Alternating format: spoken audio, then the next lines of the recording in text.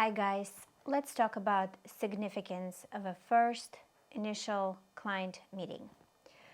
So first of all, I personally don't like my secretary have an initial meeting with a client. I would like to get a feel what it's like to work with this client, to get to know the client, find out their goals, agendas before paying any retainer. I even have on my website 10-minute initial intake interview that I personally do, just to get a feel of who am I dealing with, can I help, what I do, is it the same what the client is asking, is it the same type of law. So the first initial meeting is very important for building trust and rapport.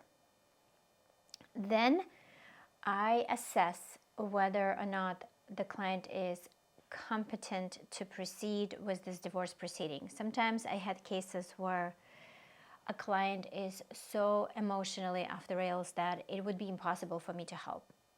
And in those cases, I either kindly decline, or if I feel confident and comfortable, and if the client feels the same way, I suggest to seek help from a professional therapist, psychotherapist, or psychiatrist to get the emotional piece in order first. Typically, it only happened in many years, 12 or something years, maybe 1 or 2 times. Most of the time, the clients are emotional, but not to the level of incompetent. If you know what I mean, it's a very fine balance, but when they can actually listen, meaning they have the wave of emotions and then they can stop and listen. That's the difference, and it's not easy to determine all the time, because divorces are emotional process. Then I ask preliminary questions to avoid any potential missing deadline. For example, if someone was served with divorce, then I would like to know when, so that there is no default, meaning if they didn't file anything within 30 days after being served with the petition and summons, they would avoid default by filing a response. Or if there is any ex parte necessary, if there is any emergency going on, or if they're being served and they don't know that it's an ex parte and they need to respond within a few hours, usually 24 hours.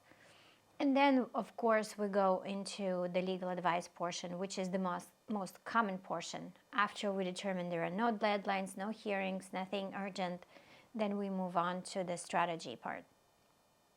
And then, of course, I need to know the length of marriage, how many children, their financial situation, physical arrangement, who lives with whom, what house. And so all of that helps to determine spousal support, child support, division of assets, child custody. This information is important to determine further planning of a divorce. I also warn clients, sometimes they come with someone else to the meeting.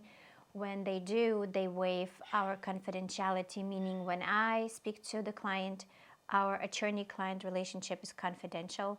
So they disclose information that I keep confidential. And when they have a third party present, then the confidentiality is waived, which means that if opposing side wanted to depose that person, they would have to tell everything that was discussed in our meeting. So, word of caution to involve any third party into a consultation or any confidential communication that you as a client want to keep confidential. Important piece to a good relationship from both sides, is, especially for an attorney, is to have empathy and being a good listener. And it requires a lot of patience. And sometimes I had a consultation, I remember before COVID times. Right now consultations are usually half an hour. And before COVID times, it used to be an hour to 2 hours. And I noticed that I let client speak for over half of the time, sometimes 70% of the time. And then I stopped the client and I said, look, you are not paying me to listen. You are paying me for legal advice, for strategy. And if time passes and I don't have the time to give you legal advice, then maybe a therapist would have been a cheaper option. So another pointer is I listen whether or not the client is seeking me as a lawyer for the first time or is unhappy with prior attorneys. I noticed that almost 90% of the time when I'm taking a client who had several lawyers before me and unhappy, even when unhappiness is reasonable, I almost always ended up in the same situation that prior attorney was in, meaning the client was unhappy with something. So I now realize that it's really toxic for me as a lawyer to take on clients who are generally unhappy with their spouses, lawyers, you pick one,